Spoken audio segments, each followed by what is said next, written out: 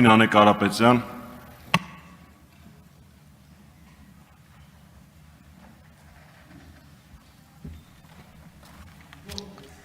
Հարգելի նախագահող, հարգելի գործընկերներ, սիրելի հայրենակիցներ։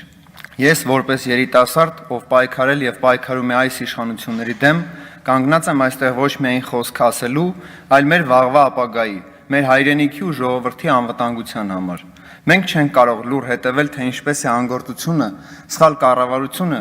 ու կոռուպցիան ավերում մեր պետության հիմքերը։ Մեր պայքարը այս իշխանությունների դեմ ունի ուղիղ հիմքեր։ Այս իշխանությունները ոչ միայն տապալել են կրթական, մշակութային եւ այլ ոլորտներ, այլ նաեւ անտեսել են գյուղացուն ու գյուղատնտեսությունը, որը միշտ եղել է մեր պետության հենման կարևոր կետերից մեկը։ Գյուղացին այսօր կանգնած է միայնակ, առանց պետական աջակցության, առանց ծրագրերի եւ միջոցների։ Մեր իշխանությունները ոչ մի բան չեն ձեռնարկում լուծելու ստեղծված ճգնաժամը։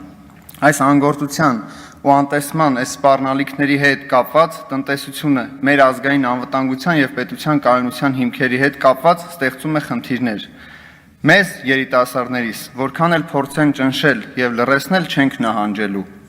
Մենք տեսնում ենք, թե ինչպես ապիկար եւ դավաճան իշխանությունները վախի մթնոլորտ են ստեղծում, ձերբակալում են խաղաղ քաղաքացիներին եւ խոչընդոտում յուրաքանչյուրին, ով փորձում է բարձրաձայնելու ճշմարտությունը։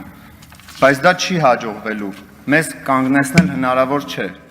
Մեր պայքարը արդար է, որովհետև հիմնված է արդարության, մեր երկրի եւ մեր ժողովրդի ապագայի պաշտպանության վրա։ Մենք շարունակելու ենք բարձրաձայնել, պահանջել եւ պաշտպանել մեր հայրենիքի շահերը։ Ամեն ձախողված օր, ամեն անգործ քայլ ավելի է ցույց տալիս, որ պայքարը պարտադիր է։ Մենք կանգնած ենք ուղիղ այն ճանապարհին, որը տանում է դեպի արդար, ազատ եւ հզոր Հայաստան։ Մեր պայքարը պետք է լինի համակարգված եւ նպատակային։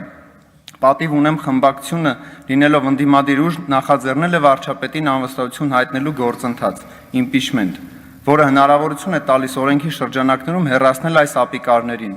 ու կազմակերպել արդար թափանցիկ ընտրություններ։ Չափազանց կարևոր է ընդգծել, որ impeachment-ի գործընթացը չի խեղաթյուրում ժողովրդի կամքը։